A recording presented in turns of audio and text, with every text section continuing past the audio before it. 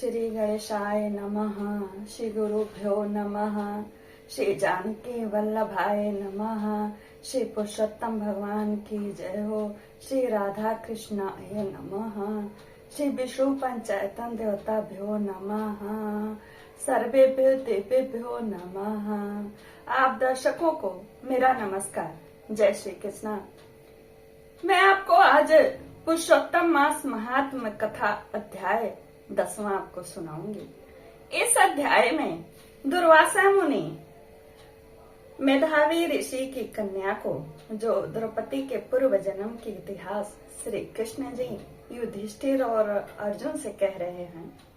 तो ये पूर्व जन्म के द्रौपदी के इतिहास में श्री कृष्ण जी बताते हैं और नारद जी नारायण से पूछते हैं कि दुर्वासा जी ने कौन से वचन कहे उस पूर्व जन्म की द्रौपदी बाला से, उसके उद्धार के लिए, उसकी शुभता प्राप्त करने के लिए, मनपसंद वर प्राप्त करने के लिए कौन सा उद्योग सिखाया। उन्होंने कौन सा उद्योग सिखाया वही इस कथा में वर्णन है और जिसकी अवहेलना कर दी। द्रौपदी ने दुर्वासा मुनि के द्वारा प्राप्त उपाय का अवहेलना कर दी, जिसके कारण वह निष्प्रभ हो गई। क्या उपाय दुर्वासा मुनि ने बताया और क्यों निष्प्रभ हुई, इस कथा को सुनिए। यह अध्याय बहुत ही महत्वपूर्ण अध्याय है। इस अध्याय से भी श्री पुरुषोत्तम भगवान अधिक मास मलमास के महात्म्य पता चलता है। आइए और कथा सुनते हैं तो कथा को लाइक कर दिया करिए, कमेंट शेयर करिए। ठीक है, मैं अच्छे से नहीं कहती, फिर भी पसंद कर लीजिए। ठीक है, आइए कथा सुनिए। 10वां अध्याय। नारद जी बोले, हे तपोनिधे, परम क्रोधी दुर्वासा मुनि ने विचार करके उस कन्या को क्या उपदेश दिया, सो आप मुझसे कहिए। सूत जी बोले, हे द्विजों, नारद का वचन सुन समस्त प्राणियों का हित कर। दुर्वासा का गुह वचन बद्री नारायण बोले।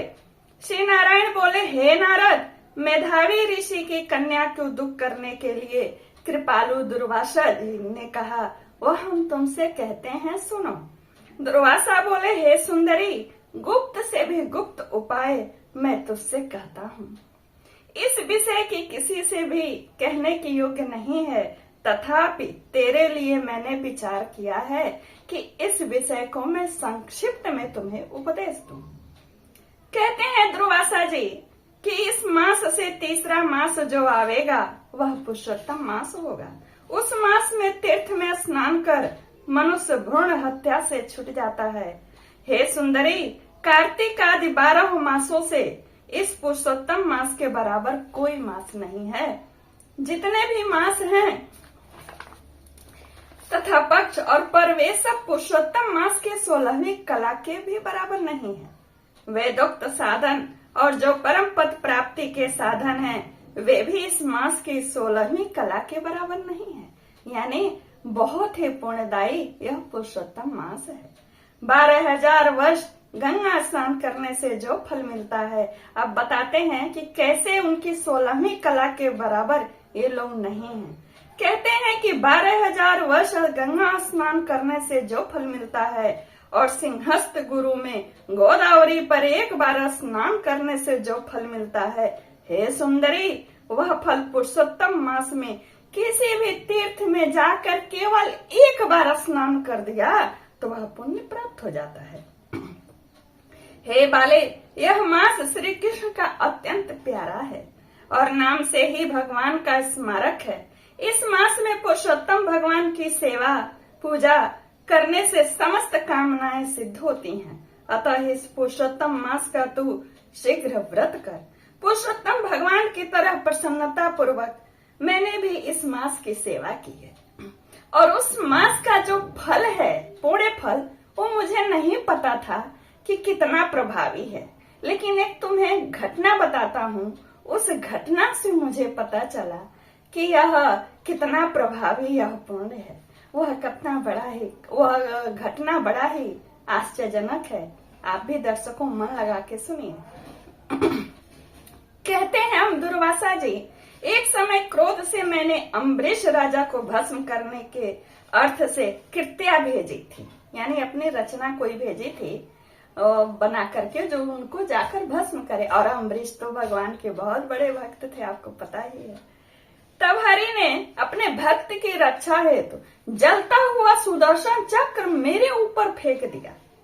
मुझको ही भस्म करने के लिए जब वह सुदर्शन चक्र अग्नि स्वरूप मेरे पास आया तो निष्प्रभ हो गया, निष्प्रभ होकर के वापस चला गया। मुझे समझ में नहीं आया कि यह हरि का सुदर्शन चक्र निष्प्रभ कैसे हो गया मेरे सामने। तब मुझे पता चला कि मैंने जो अधिक मास का सेवन किया था, व्रत उपास किया था, यजन कीर्तन किया था, उसी के प्रभाव से विष्णु का यह हरि का सुदर्शन चक्र जो त्रैलोक्य को भस्म करने की क्षमता रखता है, उस पुण्य के प्रभाव से, पुरुषोत्तम व्रत के प्रभाव से मेरे सामने आकर के निष्प्रभ हो गया। इसलिए हे सुभगे, तुम पुरुषोत्तम मास का व्रत करो। मैंने तुम्हें बता दिया कि पुरुषोत्तम मास कितना महात्म्य है, कितना प्रभावशाली है। इस प्रकार मुनि की कन्या को कहकर दुर्वासा ऋषि ने विराम लिया, ने थोड़ी देर चुप हो गया। श्री कृष्ण बोले, हे राजन, दुर्वासा का वचन सुन। भावे की प्रबलता के कारण, यानी जब दुर्भाग्य रहता है तो वैसे ही बुद्धि भी आती है, कुछ इसी तरह की बुद्धि उस कन्या की भी हो गई थी।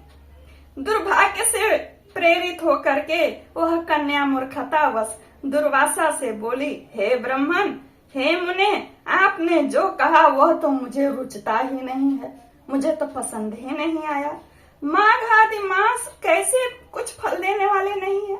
आपने कैसे बता दिया कि माघ आदि जो महीने वो फल नहीं देंगे, और कार्तिक मास कम है पुरुषोत्तम मास से? ऐसा आप कैसे कह सकते हैं? सो हमसे कहिए। बैसाख मास सेवित हुआ, क्या इच्छित कामों को नहीं देता? अगर कोई बैसाख मास का व्रत करके पूजन करे तो क्या वह इच्छा की पूर्ति नहीं करता? सदाशिव आदि से लेकर सब देवता सेवा करने पे क्या फल नहीं देते हैं, जो आपने मलमास पुरुषोत्तम मास को इतना महत्वपूर्ण बताया? अथवा पृथ्वी पर प्रत्यक्ष सूर्य देव और जगत की माता देवी सब कामनाओं को देने वाली नहीं है? श्री गणेश क्या सेवा पाकर इच्छित वर नहीं देते हैं? व्यतिपात आदि योगों और सर्वादि देवताओं को भी आपने तुच्छ बना दिया पुरुषोत्तम के आगे। आपके सबको उल्लंघन करके आपने इन सब देवी देवताओं का अपमान करके आपने पुरुषोत्तम मास की प्रशंसा कैसे कर दी? और ऐसा करते हुए महाराज, हे मुनि, आपको लज्जा नहीं आती? उस कन्या जो दुर्भाग्यवश से प्रेरित होकर के ऐसे वचन, ऐसे परम क्रोधी परम तपस्वी दुर्वासा मुनि को कहा। अब देखिए आगे वो क्या करते हैं। उन्होंने अपने स्वभाव के विपरीत कार्य किया। बड़ा आश्चर्य होता है इस घटना में। इतनी भर्त्सना उस कन्या ने उनके ज्ञान को, उनके वाणी को, उनके उपदेश को किया, फिर भी वे अपने स्वभाव के विपरीत ही उससे बात किया। स्वभाव उनका क्या आपको मालूम है दुर्वासा मुनि का? यह मास तो बड़ा मलिन और सब काम में निंदित है मुनि, और यह रवि की संक्रांति से रहित मास को आप श्रेष्ठ कैसे कहते हैं? सब दुखों से छुड़ाने वाले परम श्री हरि को मैं तो जानती हूँ। अब वो बोल रही है कि मैं श्री हरि को जानती हूँ। हे देव, दिन रात श्री हरि का मैं तो चिंतन ही करती हूँ। जानकी पति राम और पार्वती पति शंकर के सिवाय और किसी की तरफ मैं नहीं देखती।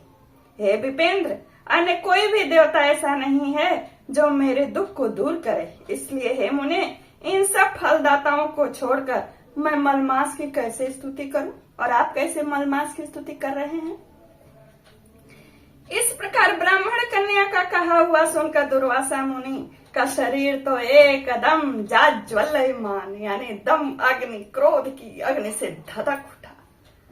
लेकिन स्वभाव के विपरीत नेत्र लाल क्रोधित थे, फिर भी वे शांत हुए कि ये मेरे मित्र की पुत्री है, मूढ़ है, और इसलिए मैं इस कन्या को श्राप नहीं दूंगा।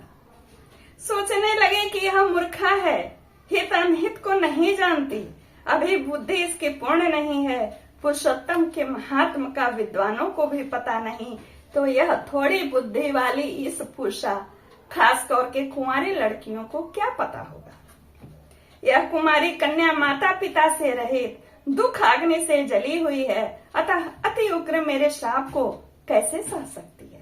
इस प्रकार सोचकर कृपा से मन से उठे हुए क्रोध को शांत किया और स्वस्थ होकर दुर्वासा मुनि उस अति बेवल कन्या से बोले। दुर्वासा बोले, हे मित्र पुत्री, तेरे ऊपर मेरा कुछ भी क्रोध नहीं है।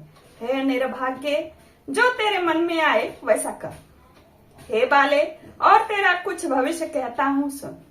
पुरुषोत्तम मास का जो तूने अनादर किया है उसका फल तुझे अवश्य मिलेगा। इस जन्म में मिले अथवा दूसरे जन्म में मिले। अब मैं नारायण के आश्रम में जाऊंगा, व्यर्थ तुम्हारे साथ बैठ करके अपना समय नहीं नष्ट करूंगा। बहुत देर तक बैठ लिया और बहुत तुमको मैंने उपदेश दे लिया। तू बाल भाव के कारण अपने शुभाशुभ तथा हिताहित को नहीं जानती। शुभाशुभ भविष्य को कोई भी टाल नहीं सकता। अच्छा, हमारा बहुत समय व्यतीत हुआ, अब हम चलते हैं। आशीर्वाद देता हूँ, तेरा कल्याण हो। अपने स्वभाव के विपरीत उन्होंने किया। श्री कृष्ण बोले, ऐसा कहकर महाक्रोधी दुर्वासा मुनि शीघ्र चले गए। दुर्वासा ऋषि के जाते ही पुरुषोत्तम की उपेक्षा करने के कारण कन्या निष्प्रभा हो गई। तदंतर बहुत देर तक कृत्य विमूढ़ होकर के उस अपनी कुटिया आश्रम में खड़ी रह गई। फिर अंत में कन्या ने सोच विचार कर यह निश्चय किया कि देवताओं के भी देवता तत्काल फल को देने वाले पार्वती पति शिव का तप द्वारा आराधना करूंगी। उसने निश्चय कर लिया कि मैं शिव की आराधना करूंगी। हे निप, मेधावी ऋषि की कन्या ने मन से इस प्रकार निश्चय करके अपने आश्रम में ही रहकर भगवान शंकर के कठिन तप को करने के लिए तत्पर हो गई। सूति जी बोले कि बहुत फलों के दाता लक्ष्मीपति और वैसे ही सावित्री पति ब्रह्मा को छोड़कर यम दुर्वासा के प्रबल वचन की निंदा कर वह ऋषि कन्या अपने ही आश्रम में अंधक को मारने वाले शंकर की सेवा के लिए तत्पर हो गई। यह 10वां अध्याय यहीं पूर्ण होता है। श्री बृहन नारदीय पुराणे पुरुषोत्तम मास महात्म्य श्री नारायण नारद संवादे कुमारी शिवाराधना उद्योगे नाम 10वां। ओम तत्सत। पुरुषोत्तम मास का एक एक अध्याय महत्वपूर्ण है और एक एक अध्याय में उसकी महिमा, पुरुषोत्तम भगवान की महिमा गाई गई है। एक भी अध्याय आप मिस मत करिएगा, मतलब उसको जाने मत दीजिएगा, सारे अध्याय सुनिएगा। पता नहीं कौन से अध्याय की कौन सी बात हमें और आपके मस्तिष्क में ज्ञान स्वरूप में आ जाए और पुरुषोत्तम भगवान का सहज सरल हृदय से सेवन हो जाए। इस कथा को लाइक करिए, मैं चैनल को नहीं बोल रही हूँ, कथा को लाइक कमेंट शेयर करिए और बस जो इसमें आपको नहीं समझ में आए हमको पूछिए, हम बताएंगे। थोड़ा बहुत जानकारी रखते हैं, ठीक है। नमस्कार, जय श्री कृष्ण।